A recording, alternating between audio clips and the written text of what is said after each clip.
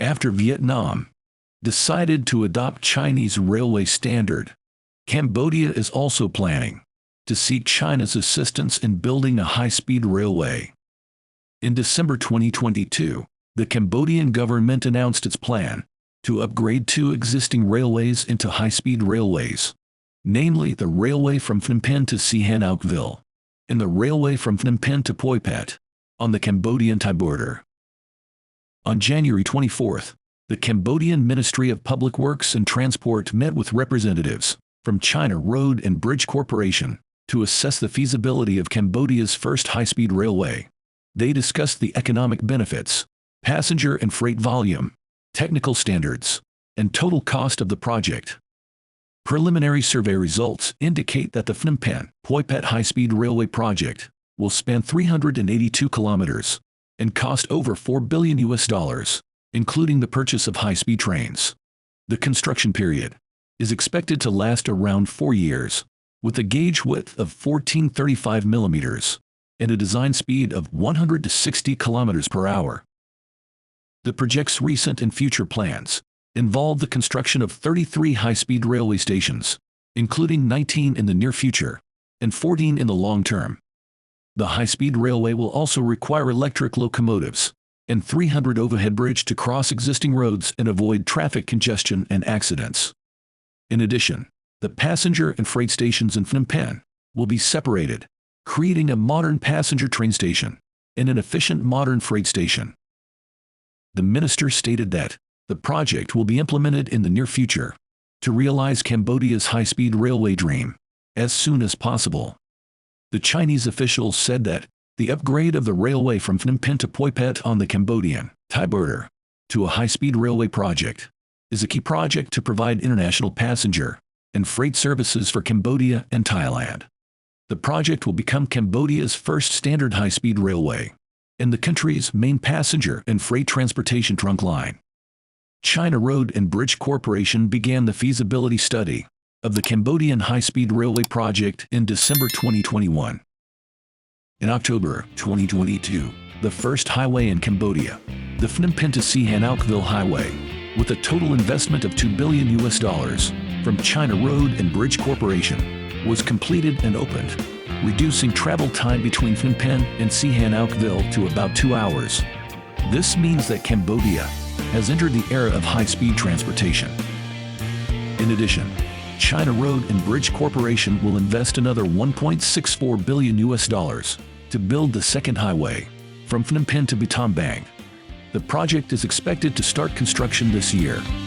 After the completion of the Phnom Penh to Battambang highway, it will drive the economic and social development of provinces along the route such as Kampong Speu and Pursat. The project will also be connected to the Ho Chi Minh City to Phnom Penh Highway in Vietnam, forming an important part of the Asian Highway. Now, the official proposal of the high-speed railway plan will lead Cambodia from the era of high-speed highways to the era of high-speed railways in the near future.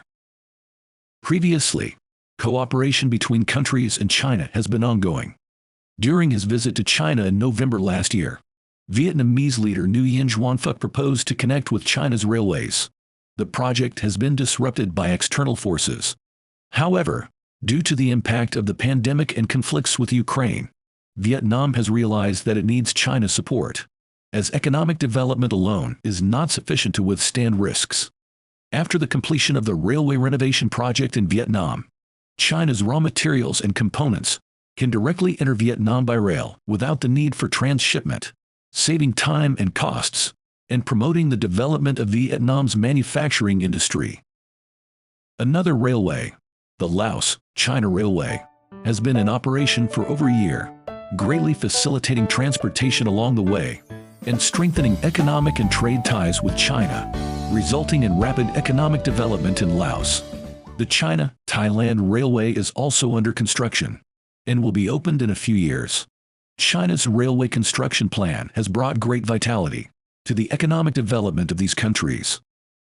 China's layout in Southeast Asia is evident in the railway line that crosses the Indo-Chinese peninsula, from Kunming to Bangkok, via Vientiane.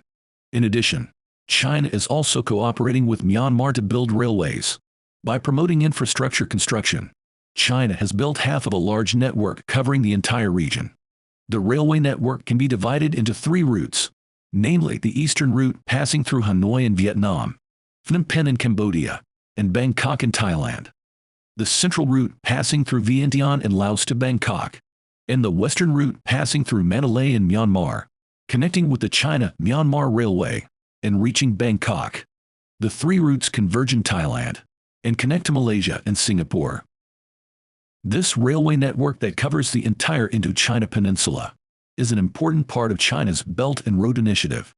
If all these lines are connected, the total population of the 7 Southeast Asian countries, including Vietnam, Cambodia, Laos, Thailand, Myanmar, Malaysia, and Singapore, will reach nearly 282 million people, connecting them into a super-large interconnected market linked to China's southwestern region, will effectively promote the development of China's relatively backward southwestern region and accelerate the economic development and modernization process of Southeast Asian countries. From a geopolitical perspective, the railway network promoted by China in Southeast Asia, with multiple ports connecting the South China Sea, the Gulf of Thailand, and even the Indian Ocean, may become an important link in breaking through the bottleneck of the railway. The United States has long viewed China as its biggest competitor and has established a military base in Singapore, capable of blocking the Malacca Strait. The strategic significance of this railway network layout is obvious. For example, the China-Myanmar high-speed railway directly connects to Yangon, Myanmar's largest port, opening up a new channel for China to import oil bypassing the Malacca Strait. From another strategic perspective, the interconnection between China and Southeast Asian countries is beneficial to China's proposal to build a community of shared future with neighboring countries. China and Southeast Asian countries may achieve economic integration, which is of great significance for stabilizing the situation around China's southwestern region and promoting closer and more extensive cooperation with ASEAN as a whole. Moreover, this railway network can be connected to the China-Europe Railway Express, promoting economic integration and development throughout the entire Eurasian continent. China is technologically advanced in the field of elevated bridge and tunnel engineering, with the longest mileage and rich experience. Compared to narrow-gauge railways that use Japanese technology, Chinese standard railways have faster high-speed trains. Railway construction in Southeast Asia would not have been possible without China's participation. Vietnam had previously chosen Japanese high-speed railway, but the project had been in progress for 20 years, with no actual progress, disappointing the Vietnamese people. In contrast, Laos, which chose Chinese high-speed railway, has had high-speed trains in just a few years. China's style of saying what you mean and doing what you say has won widespread praise from the people of Southeast Asia. These are the reasons why Southeast Asian countries choose Chinese high-speed rail. Through peaceful development, ASEAN countries and China have embarked on a path of common prosperity. Regarding China's railway layout in Southeast Asia, which country do you think benefits the most? Which country is the most envious? And which country is the most jealous?